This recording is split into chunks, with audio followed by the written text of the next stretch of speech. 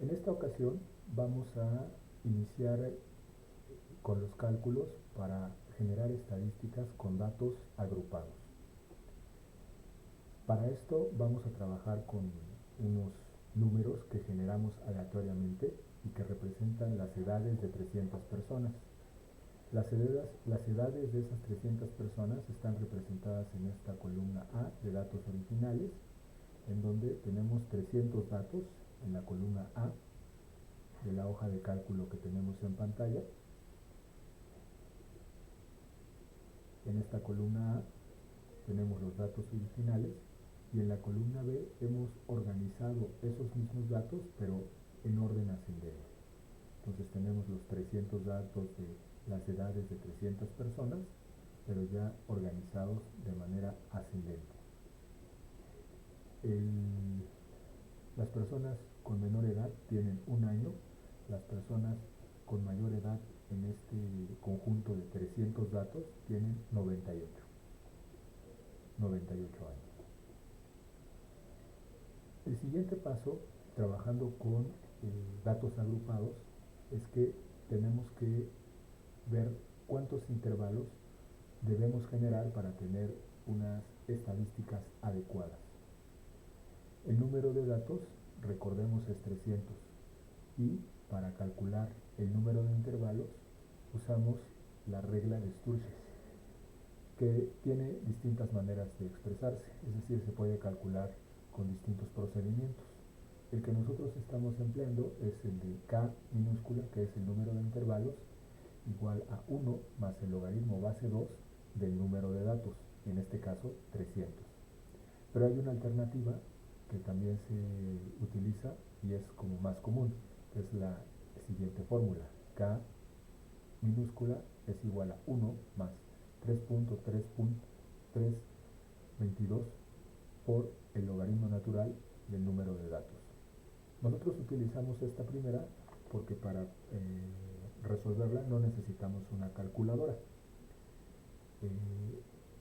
¿Cómo sustituiríamos? K es igual a 1 más el logaritmo base 2 de 300. Recordemos, un logaritmo es un exponente. Esta expresión significa el exponente al que tenemos que elevar 2 para que nos dé 300. Recordemos que requerimos un número aproximado, no el número preciso, porque nosotros necesitamos intervalos completos, no fracciones de intervalo. 2 a la octava potencia nos da 256 y 2 a la novena potencia nos da 512. 2 a la octava potencia es el número más aproximado a 300. Entonces el logaritmo base 2 de 300 más aproximado es 8, más 1, 9. El número de intervalos es 9. Lo siguiente que tenemos que calcular es el ancho de cada uno de los intervalos.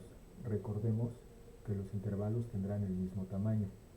Para eso necesitamos el recorrido de todos los datos que tenemos para nuestra estadística. El recorrido es la diferencia entre, en este caso, la edad de las personas mayores menos la edad de las personas menores. La mayor edad es 98 y la menor edad es 1 año. El recorrido es 98 menos 1, 97. 97 entre 9 me da 10.77777. De tal manera, el ancho del intervalo es 10.78, redondeando. Para construir cada uno de los intervalos vamos a ir definiendo con respecto a este ancho del intervalo su límite inferior y el límite superior de cada uno. En el primer caso tenemos que el límite inferior es 1, más 10.78 me da 11.78. 11.78 más 10.78 me da 22.56. 22.56 más 10.78 me da 33.34. 33.34 más 10.78 me da 44.12 y así de manera subsecuente hasta el último intervalo, en donde 87.24 más 10.78 me da 98.02. Recordemos que tenemos que indicar con los corchetes cuáles son los límites y en dónde vamos a agrupar de acuerdo a cómo indiquemos si el intervalo es abierto. Este es el caso cuando uno de sus extremos tiene un paréntesis curvo, o cerrado cuando por ese extremo tenemos para representar al intervalo un corchete o un paréntesis cuadrado. Aquí lo que estamos diciendo es que en el primer intervalo todos los datos que sean o que caigan dentro de un año de edad y 11.78 años de edad, incluyendo a las personas que tienen un año y los que tuvieran 11.78, caen aquí. En el segundo intervalo lo que estamos diciendo es que 11.78 es solo una referencia, y entonces las personas cuyas edades sean mayores a 11.78 y hasta 22.56 años, incluyendo a las personas que tengan 22.56. Eso es lo que estamos diciendo con este paréntesis cuadrado. Y así hasta terminar con todos los intervalos.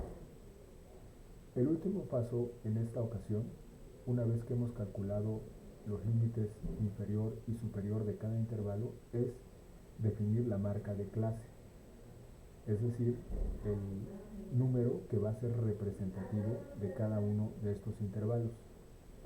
Para eso calculamos esta marca de clase con la mediana, es decir, el dato que está justo en medio entre el valor inferior y el valor superior que define ese intervalo.